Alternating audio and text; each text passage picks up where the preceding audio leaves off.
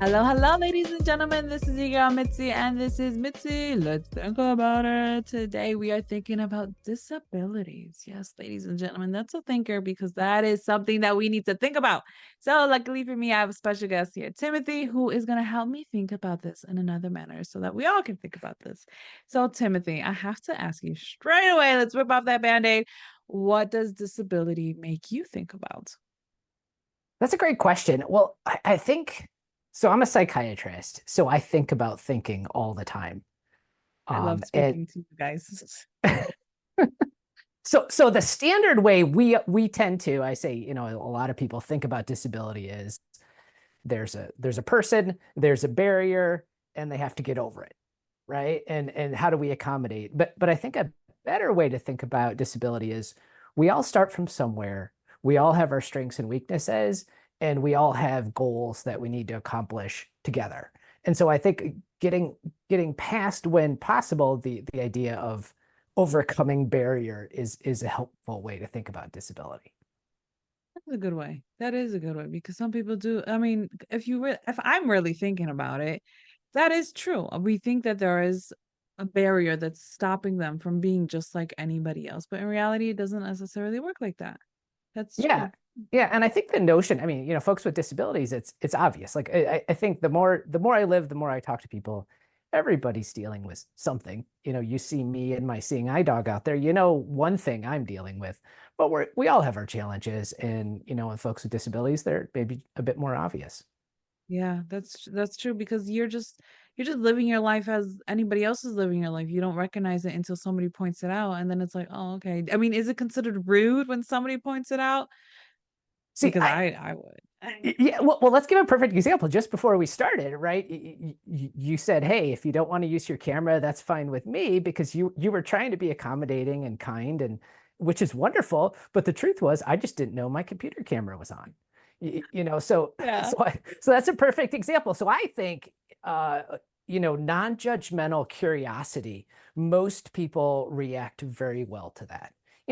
Sincere questions. I've gotten to share. I was just thinking the other day when I was in medical school, one of the neurosurgical residents, so they're smart folks, asked me if I left my seeing eye dog at the hospital overnight when I went home. And that's, what? That's kind Yeah. of right. But they asked the question, and whenever somebody asks a question, it seems to imply they're ready to learn. And if they're ready to learn, I'll try to teach them.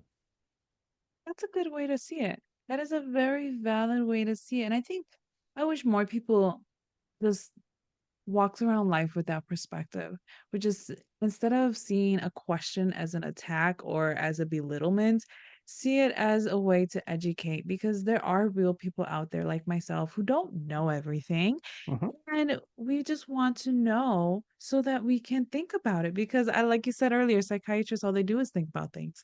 Yeah. And I just spoke with a psychiatrist earlier today, and it's beautiful how your all minds are different compared to the common folks because you can tell the difference between just characteristics of a personality trait just as the person is, and then you could tell the difference of when that person is sincerely embodied of who they are.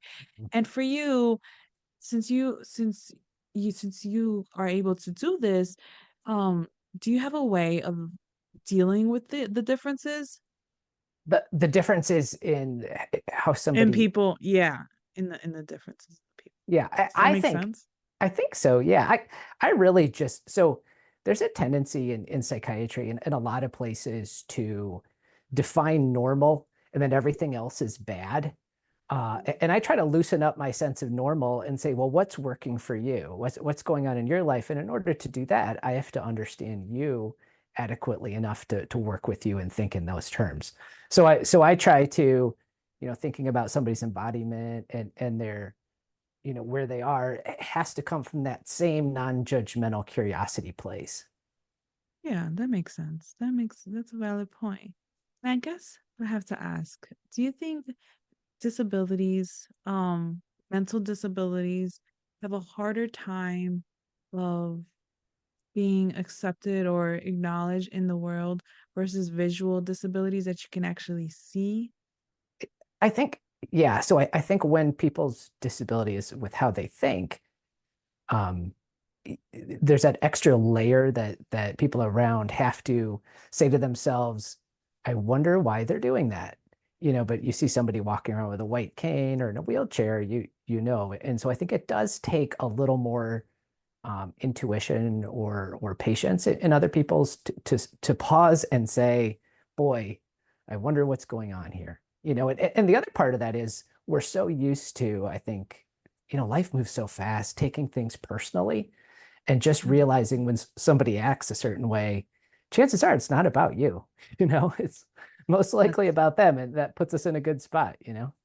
that is very true. And I'm curious because I had another disabled person on my show before, and it's funny how he said that his parents never enabled them and never enabled him to or coddled him for his disability because he couldn't walk and he didn't really have legs. Um and they always treated him like a normal human being, and he felt like that really helped him. Do you think that's true for anybody who has disabilities, that it's better to just treat them as normal versus enable them and always try to help them out if you see that they need or that they have that disability? I think in general, yeah. So I had two older sisters, and they were going to make sure that I did my share of the chores and that I didn't slack off. So they, my parents were great, but my sisters were the ones who were like, you're not getting away with this just because you can't see. Oh, When my sisters were mowing the lawn, I had to take a hand clippers and clip the weeds around the house manually. oh. It's so I was still doing some work. So yeah, I think it is important. But at the same time, as human beings, it's important to reach out and help too. If you see somebody's wheelchair tipped over, chances are they need help, and Yeah. Well, yeah, so that's very true. But I mean, that's funny that your sisters are the ones that pushed you to be like, no, you're gonna do your share. yeah. You're gonna do things just like we are gonna do things. Yep. Yeah, there's no Yeah, special totally. treatment here. That's funny. That's I think that's the nice thing of having siblings is that you get that reality check. Like, no, you're normal. Yeah. Yeah. You go You're through gonna everything. you're gonna carry your weight around here. So That's yeah. true. That's a very valid point. And Yeah. I guess my question is, what is something that you hope people would understand from somebody who has a disability? Um, I think that folks with disabilities aren't victims. I think in our culture right now, it's, there's a lot of talk of that type. And I think people with disabilities are just people with challenges who are trying to get through life just like you. And, thinking in that way may not be particularly helpful for them or us as a society. Hmm, that's a very good point. Good point. So I'm curious. I have a quote here because I'm the quote queen. I love me my Yeah. quotes. So I'm gonna read you this quote and tell me what it makes you think about. So Mhm. the quote goes, disability is a matter of perception. If you can do just one thing well, you're needed by someone. I think that makes a lot of sense. Hmm. Um, we're all looking for that thing we do or that someone. And I think that makes a heck of a lot of sense. Perception, just perception, I'm not sure. If you put me in a jungle with lions, I would probably get eaten. Well, tigers in a jungle, I guess. I'd get eaten first, probably because I wouldn't be able to evade. So there are, real limits on Yeah. folks with disabilities. So it's not all perception, but perception is huge. So Yeah, that is a valid point because it's not just all perception because you can't just assume and force somebody with no legs and no extra equipment to be able to just run yeah. and just you know what I mean? It Yeah. doesn't work like you have to be realistic at the same point. Like, okay, they have limitations, respect their limitations, but also respect they can do also so much. You know Yeah. what I mean? Look at so many Stephen Hawking's, he was Oh yeah. disabled. Yeah, he did Yeah. so much into the world. Yeah. So and you look, you've done so much into the world too. I mean, I would have never I would have felt so hard. Like, did you have to like when you went to medical school, like what was the obstacles for you that you had to deal with you being blind? Uh, well, like the first course was anatomy. So that's where we Oh, dissect the human body, right?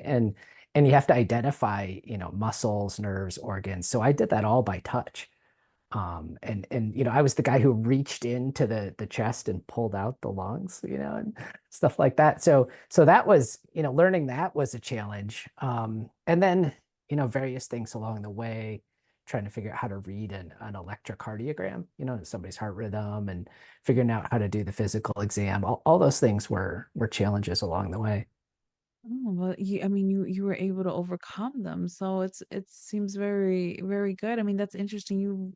But that I think that's harder, because you have to learn in a different manner, by touch. So you have to feel things. You have to Yep. like categorize things and in your mind and just think and visual. Do you visualize things in your mind? I don't know how that works. Yeah, yeah, I do. Sometimes I'll catch myself moving my hand in space, to sort of Uh, give my brain a clue. I've been doing some research on this, and it turns out that the part of the brain, it's called the occipital cortex, that's usually involved in um, how sighted people interpret what they see, and blind folks can get used when they read Braille. oh. So the brain kind of, rearranges and takes over some functions. When folks with who are hard of hearing read lips, you can see the auditory cortex in their brain light up, and it's really fascinating. So when we always say, "Boy, I don't know how they would do that," well, people with disabilities have had the opportunity to acquire skills, to practice, and even, learn, and their brains may change in ways that make it possible. That's true. That Yeah, is a very good point. Thank you for this. Thank you. That is yeah, that is a great point.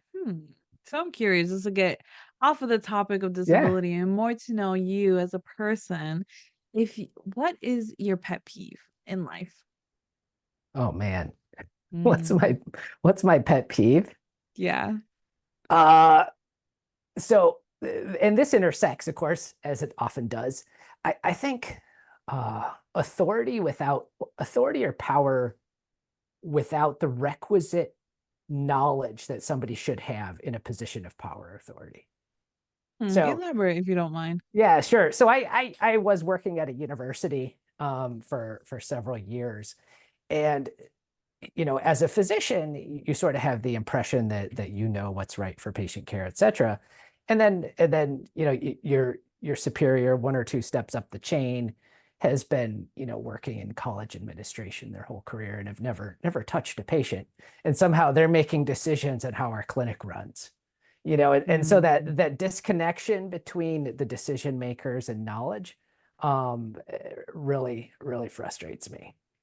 Oh, absolutely. I've been in those positions as Yeah. well, where for some reason they got the job, yet having no experience in the real world of working in it, and it sucks because they don't have that understanding Yeah. versus when somebody actually goes through it or they have the experience interacting with clients, and then you're just like, but why it works better if we do it this way, but they're all Yeah. numbers and logics and like, no, it's gonna work this way because I said so, and it's like, Right. well, that's frustrating. So yes, I can see how that's your pet peeve because it really is. It's a pet peeve of mine as well.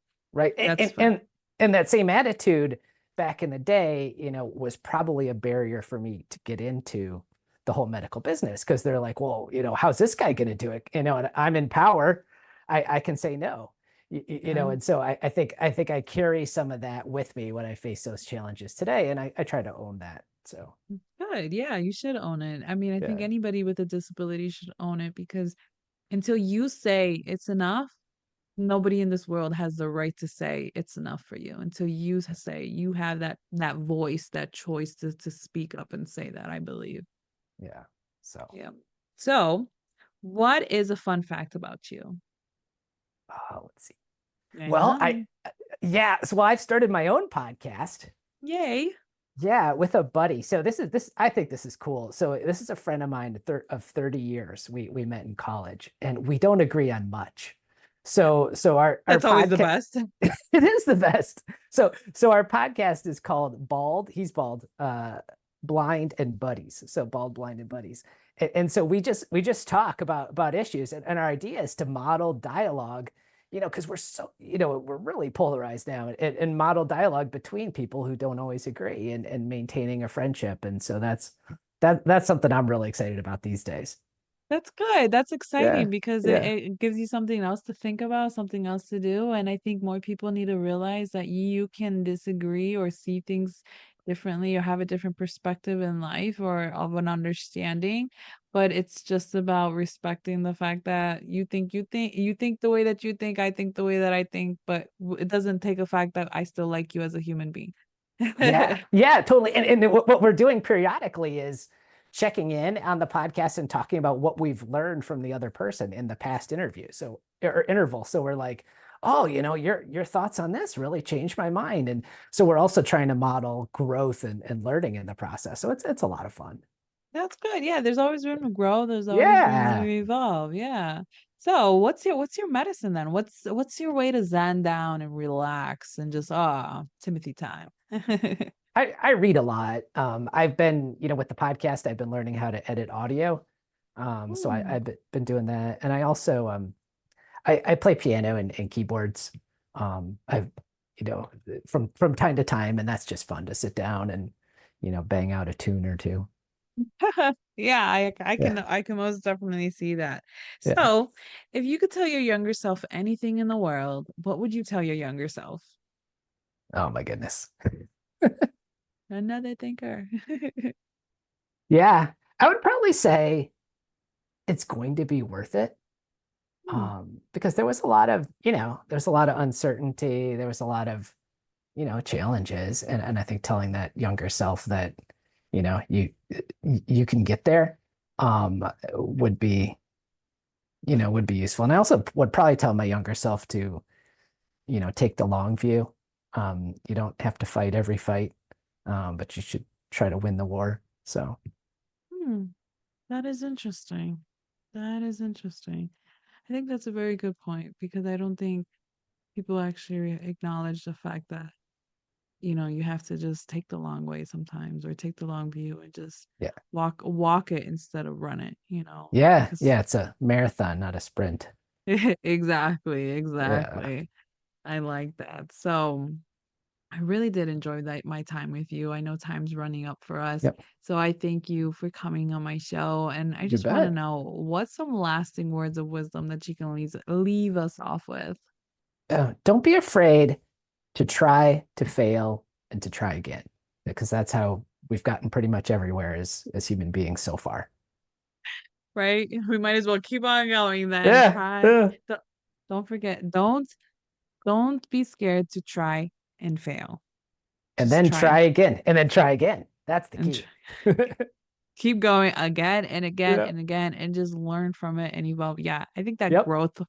growth part that you were talking Hmm. about earlier about just evaluating and just replaying and just thinking about what's been said or just what's going on. Those are really great points as well. I mean, Yeah. to be honest, you said a lot of great points in this conversation. So I really do thank you Thank for you. this.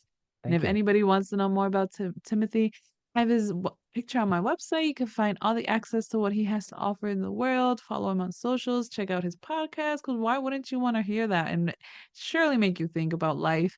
Because that's the whole point, is just to think about it. So, with Yeah. that being said, bye.